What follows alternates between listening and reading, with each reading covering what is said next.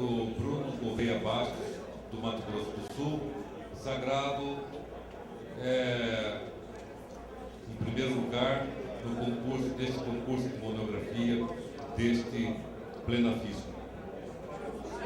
Conafisco. O quinto concurso de monografia da Plenafisco. Ok. Então, vamos aguardar um pouquinho mais aí. Você vai ficar. Ok. Bom, em primeiro lugar, bom dia a todos. Bom dia. Vamos iniciar a apresentação de mais um trabalho técnico escolhido do quinto concurso de monografias da Plenafisco. E para secretariar esse trabalho dessa mesa, convido o colega fiscal de renda do Mato Grosso do Sul, presidente eleito do Sindifisco MS, Clóvis Silva.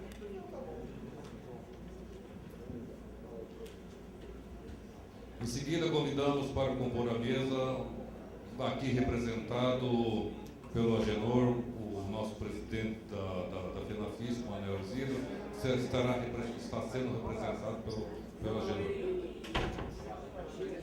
Ok. Convidamos também para compor a mesa o colega diretor administrativo financeiro, né? Paulo Roberto Ferreira Bonfim, do Sindifisco também do Mato Grosso do Sul. Convidamos também para compor a mesa o Agenor, que já está aqui. Esta apresentação tem como tema a restrição ou glosa dos decretos de ICMS pelo Estado destinatário em operações interestaduais de circulação de mercadorias, em decorrência da denominada guerra fiscal, com o autor Bruno Gouveia Bastos, filiado ao Sindifisco do Mato Grosso do Sul, né, que convidamos à mesa. Por favor, Bruno.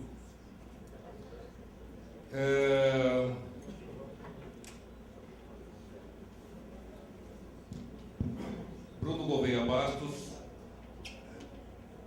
é auditor fiscal de rendas da Secretaria de Estado de Fazenda do Mato Grosso do Sul desde 2006, aprovado no concurso do mesmo ano em primeiro lugar. Ocupa atualmente a função de gestor da Unidade de Controle de Incentivos Fiscais da Secretaria de Estado de Fazenda do Mato Grosso do Sul. Possui graduação em Direito pela Universidade Federal do Mato Grosso do Sul, 2008-2013. Tem experiência na área de Direito, com ênfase em Direito Tributário. Também possui graduação em Ciências Navais pela Escola Naval do Brasil, 2001-2005.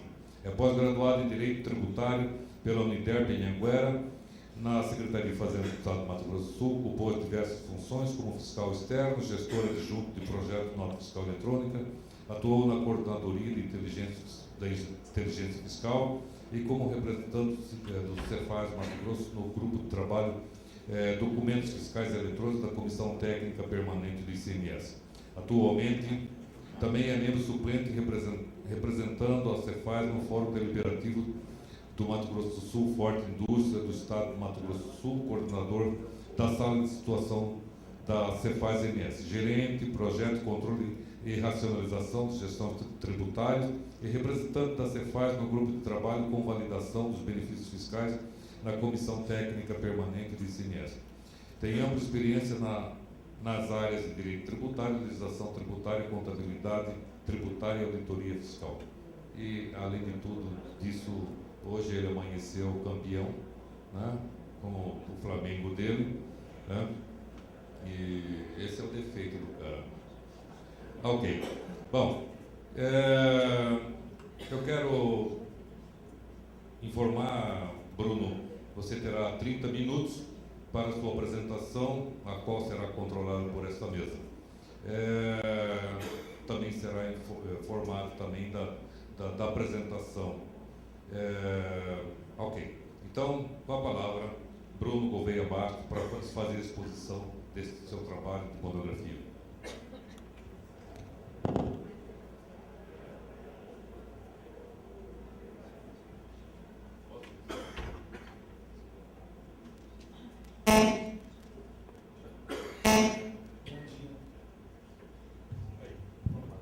Bom dia.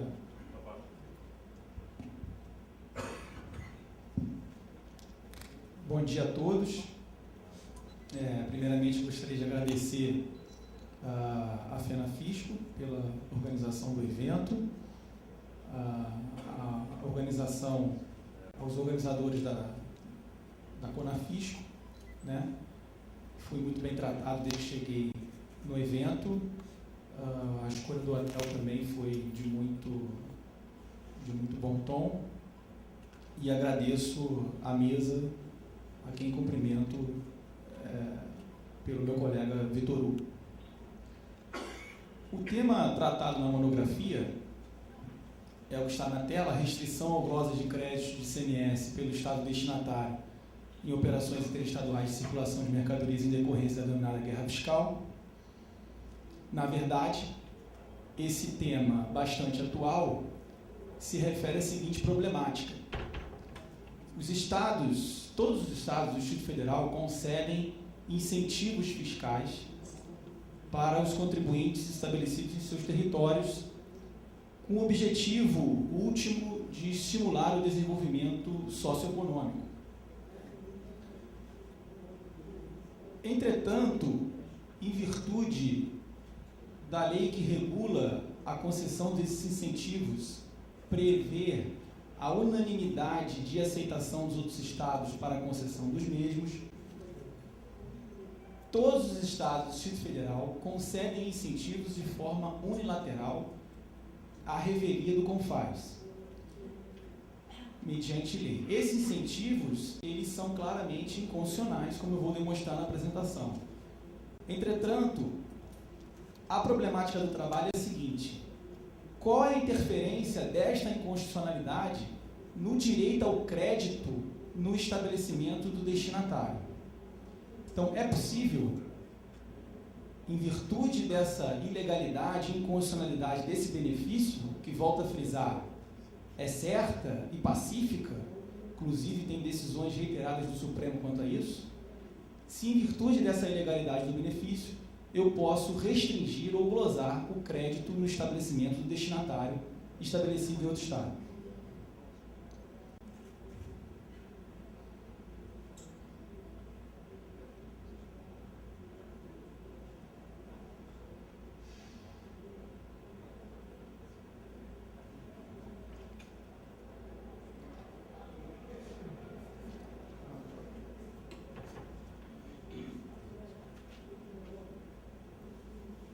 Só um susto só, né?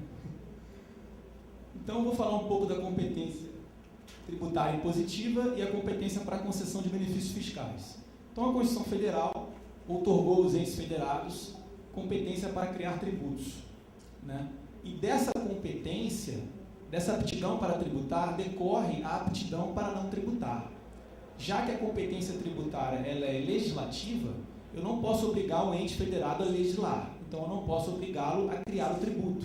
Daí decorre aquela característica do tributo, que é a facultatividade do exercício da competência tributária. E daí decorre a competência para conceder benefícios fiscais. Quem pode o mais, pode o menos. Se eu posso não cobrar o tributo, eu também posso conceder benefícios fiscais. Então, esses benefícios fiscais são corolário da característica da competência tributária, que é a facultatividade do exercício. Né? Quanto ao ICMS, parte da doutrina entende que ele não poderia sequer deixar de ser criado. Então, supõe uma hipótese bastante difícil de acontecer, porque o ICMS é o principal imposto do país, que determinado estado não criasse o ICMS.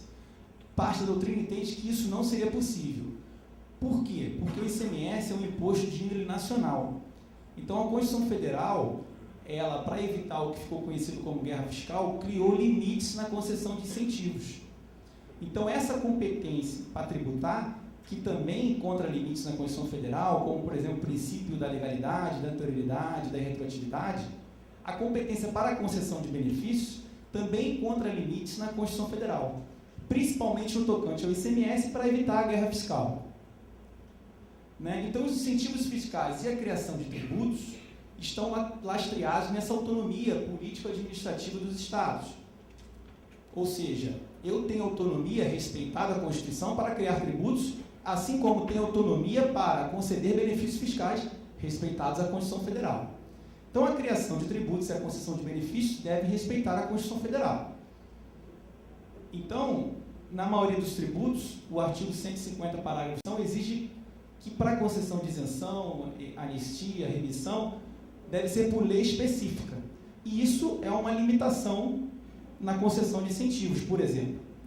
Então, eu não posso, uma lei que fala de servidores públicos, colocar uma isenção no meio dessa lei, porque eu estou ferindo essa limitação. Eu devo conceder por lei específica, que trate só do tributo ou trate só do benefício. Isso já é uma limitação.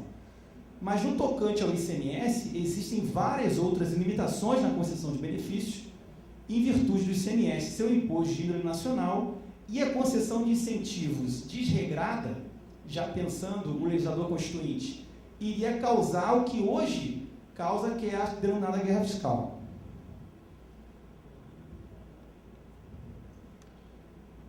Então, esses limites tentam evitar o que ficou conhecido como guerra fiscal. Por que guerra fiscal? Porque esse nome guerra, que alguns estados preferem falar de disputa, outros preferem falar de guerra. Mas, na verdade, é uma disputa inconstitucional e ilegal para atrair empresas para os seus territórios, né, para causar o desenvolvimento socioeconômico, o desenvolvimento industrial e aumentar a sua arrecadação, em detrimento que ela vá para outro estado. Então, um estado perde, um jogo de perde e ganha. Um estado perde a empresa, o outro ganha. E em virtude da concessão de incentivos de forma unilateral. Por isso o nome guerra fiscal. Então, já falei que o ICMS é de índole eminentemente nacional, né? Exemplo disso são as operações interestaduais de circulação de mercadorias, que trata de trabalho, em que, aliado ao princípio da não cumulatividade tributária e o princípio adotado no Brasil de tributação na origem, causa o que a gente chama de guerra fiscal. Então, por isso que a Constituição buscou derrubar a guerra fiscal, criando mecanismos para que isso não ocorra. Tá? Se o Brasil adotasse, por exemplo, a tributação no destino, como no modelo europeu, nós teríamos evitado a guerra fiscal, porque eu não conseguiria dar benefício em cima de uma alíquota zerada, como, por exemplo, acontece com energia elétrica, com combustíveis, em que a tributação é no destino. Então, por o imposto ser de índole nacional, a Constituição Federal criou limites para a concessão de benefícios. E esses limites da Constituição Federal, o principal, está no artigo 155, parágrafo 2º, 12G, da Constituição Federal, e na Lei Complementar 2475, que regula esse artigo. Então, eu cito o artigo, né? O imposto previsto no inciso 2, que é o ICMS, caberá o seguinte: cabe a lei complementar. Então, a Constituição diz que lei complementar vai regular a forma como esses incentivos fiscais de ICMS serão concedidos e revogados, mediante deliberação dos Estados do Distrito Federal. Então, a Constituição deu competência para a lei complementar regular a forma, dizer qual será o modus operandi, o modus faciente dessa concessão. A Constituição não disse que a lei complementar estabelecerá sanções ao seu não cumprimento, não disse que a lei complementar glosará crédito de ICMS, não disse que a lei complementar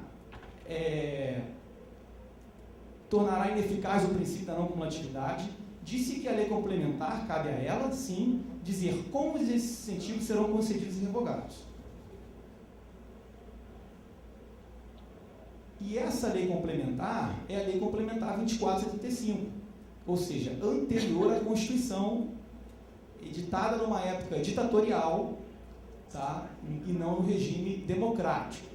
Essa lei complementar, como nós sabemos pela teoria da recepção das normas, ela não precisa fazer uma nova lei complementar, ela fica válido até que o Supremo diga que essa lei não foi recepcionada. Então, qual é o principal limite que a Lei Complementar Nacional 2475, que é de âmbito nacional, não é uma lei federal, é uma lei nacional, que vale para os estados do Distrito Federal também? O principal limite é que deve haver aprovação prévia, unânime, por convênio no CONFAS, para que o incentivo fiscal concedido por lei, porque tem que ser concedido por lei, porque é uma renúncia fiscal, ele seja válido.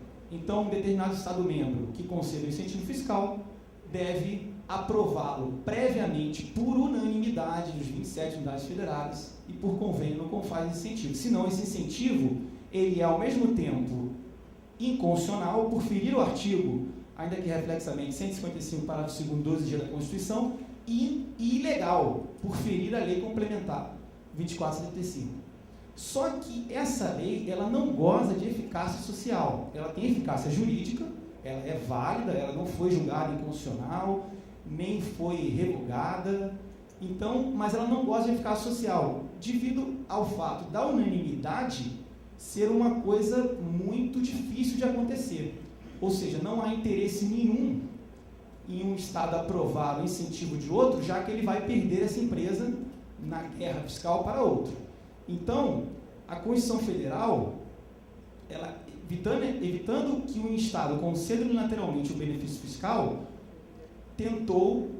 concedeu à lei complementar o poder de regular a forma como os incentivos serão concedidos. Aí a lei complementar, numa visão totalmente antidemocrática, disse que não, então tem que ser unânime. Então nós partimos para uma situação que eu preciso regular para que não haja uma concessão unilateral desregrada, mas eu prevejo a unanimidade, ou seja, uma situação totalmente radical que nunca seria cumprida. Então, existe uma DPF no Supremo Tribunal Federal, de relatoria do ministro Dias Toffoli, a DPF 198, que questiona se fere o princípio democrático previsto no artigo 1º da Constituição, essa unanimidade no CONFAS. Então, o Supremo não concedeu a liminar, né, porque disse que essa lei está vigorando desde 75, então não há urgência, mas ele vai ter que uma hora se deparar com esse problema. E aí, talvez, o Distrito Federal, que foi o autor da ação, e já tem vários amigos CURA, inclusive Mato Grosso do Sul, que queria instar o STF a dar o prazo, por exemplo, para o Legislativo, para que ele estabeleça um outro quórum que não seja unânime, ou mesmo que seja maioria simples. Então, o Supremo está com esse problema nas mãos dessa DPF aí. Existe o PLP 238/2013, que existia a previsão de mudar o quórum para 3/5 e com aprovação de 1/3 de cada região. 3/5 do total e 1/3 de cada região das 5 regiões do país. Esse projeto, como ele também estava junto, existia uma normativa nele, junto com esse projeto, que era o problema da dívida pública dos estados, retirou-se do PLP 238/2013 a questão do quórum do CONFAS e o projeto seguiu só com a questão da dívida pública. Já foi aprovada na Câmara e já foi aprovada no Senado e agora foi para a Câmara dos Deputados.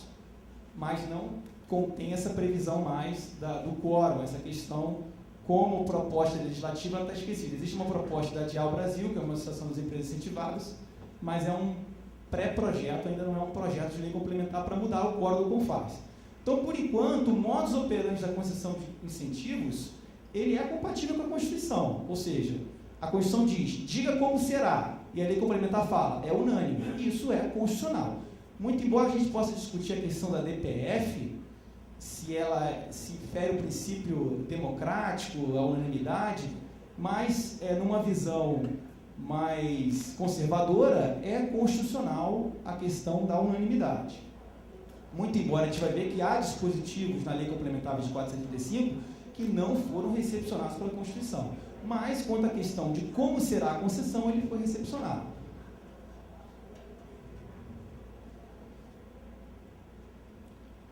Então, vamos falar um pouco de guerra fiscal, que são os benefícios fiscais de ICMS concedidos de forma unilateral, sem aprovação do CONFAS. O conceito eu já falei. Tudo bem? O conceito eu já falei, que é justamente essa disputa entre Estados-membros para atrair empresas para os seus territórios, concedendo benefícios à revelia do CONFAS. As origens da guerra fiscal, uma origem seria na deficiência da União em promover o desenvolvimento regional. Então, é mistério da União, é tarefa da União promover o desenvolvimento regional e acabar com o desequilíbrio regional das diferentes regiões do país, inclusive é o objetivo da República. Entretanto, a União, ao longo dos anos, aumentou sua base arrecadatória de tributos não compartilhados com estados e Distrito Federal, como as contribuições, tá? Tem o problema da dívida dos estados, e isso fez com que as finanças de todos os estados da federação fossem às ruínas, e isso, o estado ficou sem caixa para promover desenvolvimento regional. Então, se valeu do ICMS como instrumento de atração de investimentos. Então, a guerra fiscal é um problema, ela é ilegal, só que ela tem uma origem fática no ônus que a União não se desincumbiu de fazer, que era de promover o desenvolvimento regional. E um fato também que no Brasil, como a gente tributa na origem, não no destino, nós temos o problema, aliado ao princípio da não cumulatividade, nós temos o problema da guerra fiscal. E aí eu faço uma pergunta, né? Os incentivos fiscais proporcionam o desenvolvimento socioeconômico? Então, na verdade, cabe reflexão, porque isso também nunca foi demonstrado.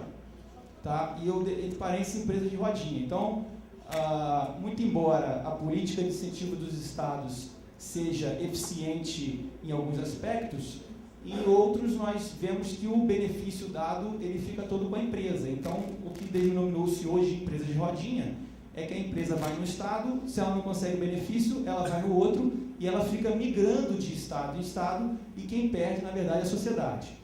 O PRS 01/2013, que é o Projeto de Resolução do Senado 01/2013, está em tramitação, já foi aprovado na CAI, um projeto que reduz as alíquotas do ICMS nas operações interestaduais. É um dos objetivos, que também é um objetivo do governo federal, que é acabar com a guerra fiscal. Inicialmente tinha uma previsão de ir para 2, depois foi para 4, em alguns aspectos está indo para 7, em outros continua no 12% as alíquotas, principalmente as que vão dos estados menos desenvolvidos para os mais desenvolvidos, que era 12 e no projeto passa a ser 7. É um projeto que também vai ser de difícil eficácia até jurídica, porque ele prevê uma série de condicionantes para que a redução de alíquota aconteça. Então, a alíquota só reduziria se fosse aprovado o quórum menor no CONFAS, se fosse convalidados os incentivos, uma série de condicionantes que dificultam a entrada em vigor do próprio projeto. E, como eu já falei, a inconstitucionalidade dos benefícios fiscais unilaterais, que está consubstanciada no projeto de súmula vinculante número 69 do STF. Por esse projeto de súmula vinculante, que o STF ainda não editou essa súmula, né? Os benefícios fiscais que não passam no CONFAS são inconstitucionais. Então, a súmula é só uma reedição do que o Supremo já disse diversas vezes em diversas ações, ou seja, isso não é o tema do trabalho. É pacífico o entendimento que os benefícios que não passam pelo CONFAS são inconstitucionais. Então, adentrando mais ao tema, vamos falar um pouco da não cumulatividade do ICMS, né, prevista lá no artigo 155, parágrafo 2º, inciso 1 da Constituição Federal, que diz que o ICMS é não cumulativo, compensando o que for devido em cada operação relativa à circulação de mercadorias, com o montante cobrado nas anteriores pelo mesmo ou por outro estado. Então, o ICMS devido é a diferença, como a gente sabe, entre débitos e créditos. O problema está nessa expressão, com o montante cobrado nas anteriores, que nós vamos ver um pouquinho lá na frente. O histórico no Brasil, o ICMS, a não cumulatividade surge junto com o ICM, na emenda 1865, a Constituição de 46, e depois na emenda 23 de 83, a Constituição de 67, já considerando a emenda 1 de 69, são colocadas exceções à não cumulatividade, né, tornando em alguns aspectos o imposto cumulativo,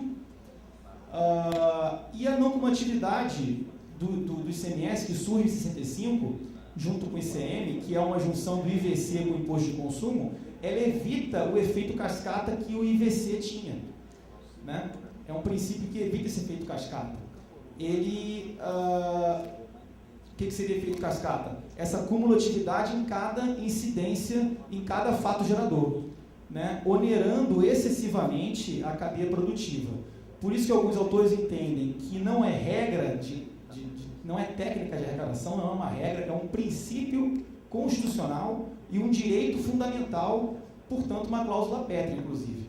Né? Esse direito fundamental estaria baseado no fato de que a não cumulatividade, ela protege a economia do contribuinte, ela causa uma uniformidade na cadeia produtiva, né? E ela evita que custos artificiais sejam levados em conta na cadeia de produção. E quais são as exceções a esse princípio? É a isenção ou não incidência, tanto na entrada da mercadoria, como se eu sair com isenção ou não incidência, eu tenho que estornar o meu crédito. Tá? Essas são as únicas exceções.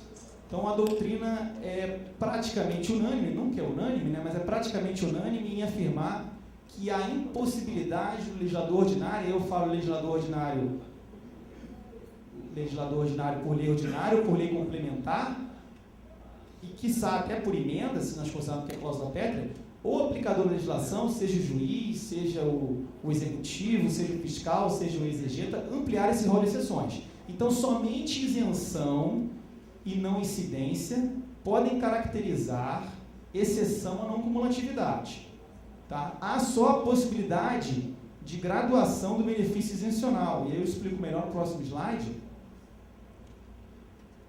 é onde está lá na Constituição, a isenção e não incidência. Esse salvo determinação em contrário é para ampliar a não cumulatividade, para ratificar, que eu chamo de graduar o benefício isencional. É aquelas situações que, muito embora eu saia com isenção, eu mantenho o crédito na entrada. A legislação pode prever isso, mas jamais ser uma exceção à não cumulatividade. Tá? Então, ela não implica crédito na entrada e anula o crédito na saída. São as exceções à não cumulatividade. E qual a relação dessas exceções com os benefícios fiscais? Né? O objetivo da concessão de benefícios, numa visão preliminar, eu já falei, que seria provocar o comportamento do contribuinte. Então, de uma maneira geral, o conceito de benefício fiscal, para que eu consigo? Intervenção do Estado para provocar o comportamento do contribuinte a favor do Estado. Então, eu torno o contribuinte um colaborador do Estado. Tá? E para isso eu concedo uma série de espécies de benefícios, eu listei as principais aí, que seriam a isenção, a redução de alíquota, o diferimento, a anistia e o crédito presumido. Então, vamos analisar, baseado na pergunta de baixo, quais vezes se configura exceção ao princípio. A gente tem que basear, e aqui é um ponto importante da apresentação, o seguinte, essas exceções, isenção e não incidência, como ela interfere na chamada regra matriz de incidência tributária. Que a gente sabe que a regra matriz de incidência é formada por aqueles aspectos no antecedente da norma tributária, antecedente material, temporal, né, espacial, e o antecedente e o consequente, que seria o aspecto quantitativo. Então, a gente tem cinco aspectos na regra matriz, mas o principal é o aspecto material. Que é onde eu falo da incidência do tributo. Quer dizer, na isenção, muito embora o código fala que a isenção é uma incidência com proibição de lançamento, a maioria da doutrina entende que isenção na verdade, é uma mutilação do aspecto material, é uma hipótese de não incidência legal. Então, as exceções de não cumulatividade são exceções justamente que são aspectos que mutilam o aspecto material da regra matriz de incidência, ou seja, em que não há incidência do imposto. Na não incidência, como o nome diz, ou na própria isenção. Tá? Então, eu só vou ter exceção quando eu tenho não incidência, quando eu mutilo algum aspecto da regra matriz de incidência. Na isenção, justamente tem gente que entende que a isenção não seria nenhum benefício, mas, considerando que ela se presta ao fim dos benefícios, também seria sim uma hipótese de exceção ao princípio, como o próprio artigo da Constituição diz. A redução de alíquota ou base de cálculo, ela altera o aspecto quantitativo. Então, o imposto incide. Ele apenas está reduzido no seu quanto. Então, a decisão do Supremo, que disse que a redução de base de cálculo seria... O que o Supremo arrumou para dizer que ela seria uma exceção na cumulatividade? Uma isenção parcial. Então, o Supremo deu esse jeito. Não poderia chamar de redução de base de cálculo. Chamou de isenção parcial e disse que naquela parcela beneficiada o contribuinte não teria direito ao crédito. Então, podemos até aceitar a redução de base de cálculo, na visão do Supremo, que também seria uma exceção. A anistia, logicamente, na verdade, não interfere em nenhum aspecto da regra matriz de incidência, é apenas uma exclusão da punibilidade da infração. O diferimento tem várias correntes de diferimento. Há quem entenda que o diferimento é uma substituição tributária para trás, há quem entenda que o diferimento, na verdade, é uma não incidência, né? Porque só vai incidir se ocorrer um evento futuro incerto. Há quem entenda que o diferimento é uma isenção porque mutila o aspecto temporal da regra matriz de incidência. De qualquer forma, como o diferimento ela tem a mesma característica da isenção, nós podemos considerar, numa visão de parte da doutrina, que o diferimento também entraria. Mas o principal seria aferir se o crédito presumido e outorgado, que são os principais benefícios fiscais concedidos pelos Estados, seriam exceção ao princípio da não cumulatividade. Então já vimos que até agora poderia ser só a isenção e, quando muito, o diferimento e redução de base de cálculo. Só que o crédito presumido e outorgado, ele não interfere em nenhum aspecto da regra matriz de incidência, porque o imposto incide e o tributo ele é pago a menor em virtude de um crédito presumido ou outorgado concedido na apuração do imposto. Então, na verdade, esse direito ao crédito destinatário, ele está incólume. O estado de origem, por dar um crédito presumido a mais do que seria normal, ou um outorgado ao contribuinte, diminuiu o quanto a pagar o contribuinte ao seu estado em virtude dessa regra presumidamente legal, por lei, de concessão de incentivo. Então, a incidência do imposto, ela se manteve incólume, ou seja, o direito à não cumulatividade, ele está assegurado pela Constituição e se refere à incidência do imposto e não ao imposto pago. Então, o crédito presumido e outorgado, por não mexer na regra matriz de incidência tributária e por não mexer em nenhum aspecto dessa regra matriz, ele não configura exceção ao princípio da cumulatividade. E qual a importância da constitucionalidade ou não do benefício no estado de origem? Então, primeiramente, nós vamos dizer o seguinte: a constitucionalidade desse benefício importa para o crédito destinatário? Então, no primeiro momento, cabe dizer o seguinte: quando é que um benefício é inconstitucional? Quando o Supremo diz. Pode o Estado de destino dizer, esse teu benefício é inconstitucional? Porque a lei, ela goza de presunção de constitucionalidade. Uma lei, as leis vigentes hoje são constitucionais. É um status, Paulo de Barros Carvalho fala isso, é um status de relação. Se uma lei existe, ela é constitucional. Quando é que ela passa a não existir? Quando alguém diz que o poder competente, no caso Supremo, diz que ela é inconstitucional, ou quando ela é revogada. Então, se uma lei existe, se uma lei de benefício existe, ela é, no momento, constitucional. Então, passando essa questão da constitucionalidade, supondo que ela seja inconstitucional, ou que eu possa até, por uma divagação, considerar que um Estado pode dizer que ela é inconstitucional, qual a influência disso na constitucionalidade qual a influência disso no direito ao crédito do contribuinte? Nenhuma. Porque o fato dela ser inconstitucional, o imposto incidiu, o crédito de destino, ele é assegurado pela Constituição. Qual a consequência dessa inconstitucionalidade? A cobrança no estado de origem do imposto não pago. Eu vou falar em que momento surge esse direito ao crédito, para vocês entenderem melhor.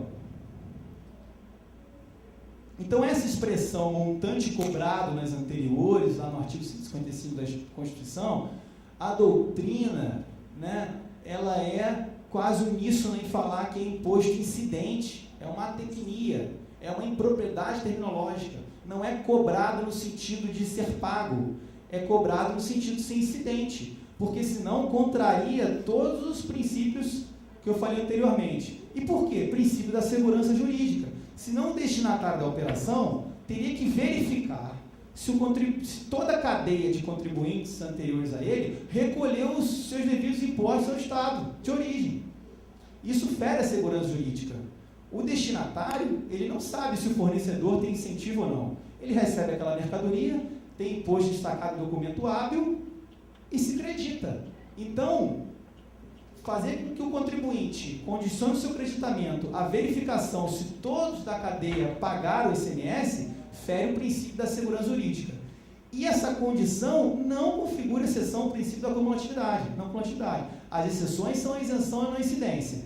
Então, se eu tenho um imposto destacado, em que há nele um benefício de crédito presumido ou outorgado,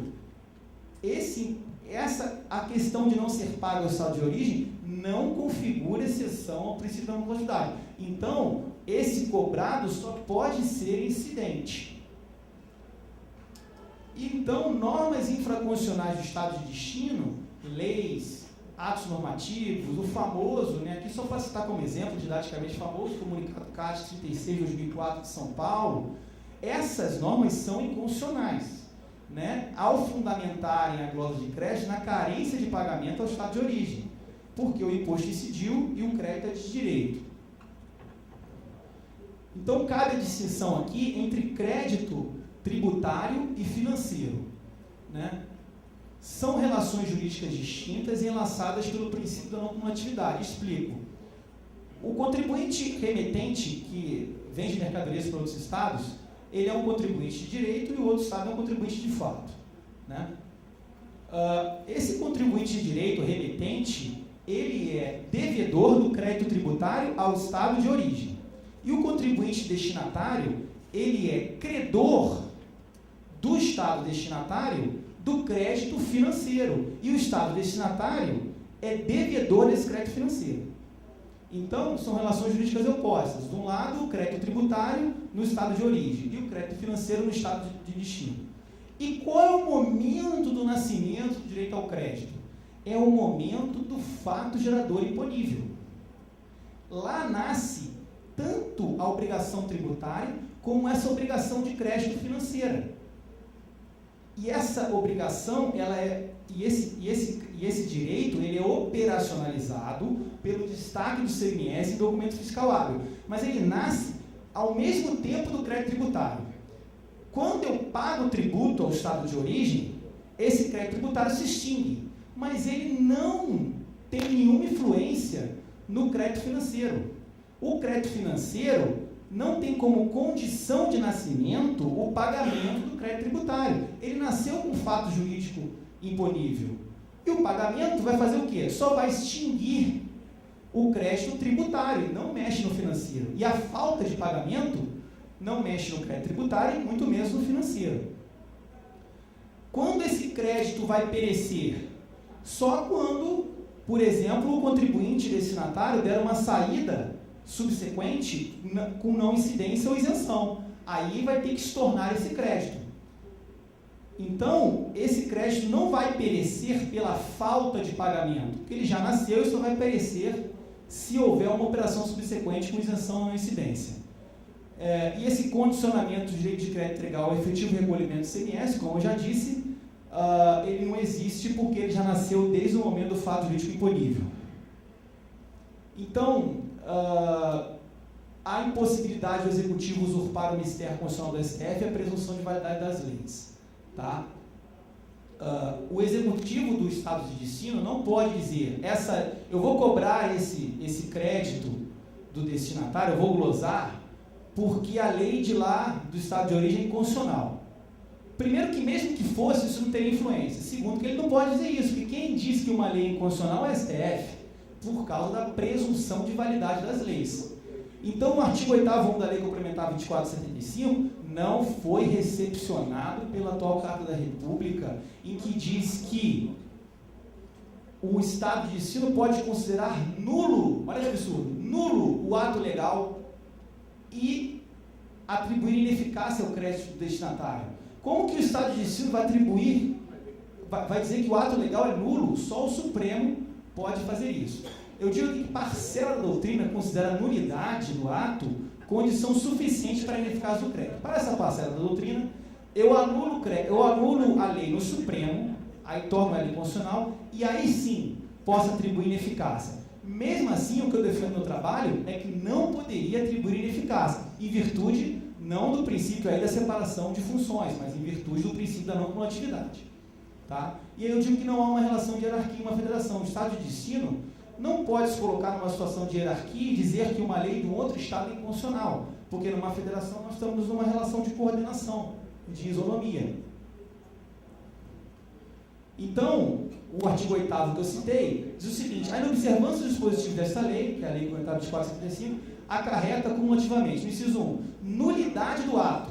Não pode o Poder Executivo de outro Estado dizer que anula um ato legal de outro Estado, sob pena de ferir o princípio da separação dos poderes. E essa ineficácia do crédito fiscal atribuído ao estabelecimento recebedor, ela não se ampara, mesmo que seja nulo legal, pelo princípio da não coletividade. Então, o que você tem aí é uma inconstitucionalidade, essa restrição de crédito aos estabelecimentos destinatários, né? Essas leis e atos infralegais estaduais, como eu citei o comunicado do CAT, mas tem várias outras leis, de todos os estados praticamente, que prevêem a glosa de crédito nas operações estaduais, são inconstitucionais, né? Essas leis por si só, essas normas são inconstitucionais, e o fundamento de validade dela, que é a Lei Complementar 2475, também não foi recepcionada. Só teve recepção no que tange ao modus operandi, na unanimidade. Mas no que tange ao artigo 8º, em dizer que o Estado de destino pode tornar nulo o ato legal, ou pode atribuir ineficácia ao crédito destinatário, não foi recepcionado. Tá? Ainda tem a questão do artigo 1º, parágrafo único 4 dessa lei complementar, que diz que essa lei também se aplica a favores financeiros fiscais. Aí, na verdade, tem outro problema. A Constituição não delegou aos Estados, à lei complementar, a função de regular a forma de benefícios financeiros seriam atribuídos. Então, faltou aí competência para essa lei complementar. Então, disso de cara, ela não foi recepcionada. Tá? O benefício financeiro ele é bem diferente do benefício fiscal. Muitas vezes ele é concedido da seguinte forma: o contribuinte paga o imposto e esse imposto, entre aspas, ele é devolvido. Porque se não se devolve o imposto, se devolve o imposto quando foi arrecadado, ele se tornou finança para o Estado, se tornou receita. Eu tento está esgotado já, mas só mais 2 minutos. Ele se tornou receita. E depois que ele foi colocado para o contribuinte, ele é de livre disposição do Estado, ou seja, ele não submete as regras do CONFAS. Então, benefício financeiro, ele não se confunde com benefício fiscal, e não se pode falar em tributo devolvido, porque não se devolve tributo. Tá? Então, nesse ponto também não foi recepcionado. E o artigo 8º, pelos motivos que eu falei, também não foi recepcionado.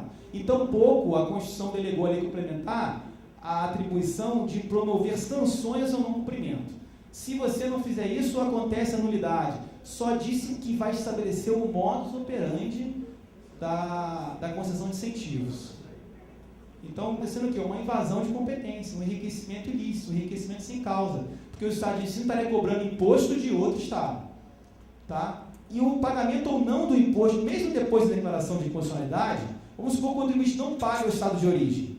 Isso também não interfere no direito ao crédito. Se ele não pagar, mesmo depois de tornado o benefício inconstitucional, ele vai para a dívida ativa, ele vai ser executado no Estado de origem. Isso não interfere no crédito. E a jurisprudência dos tribunais superiores?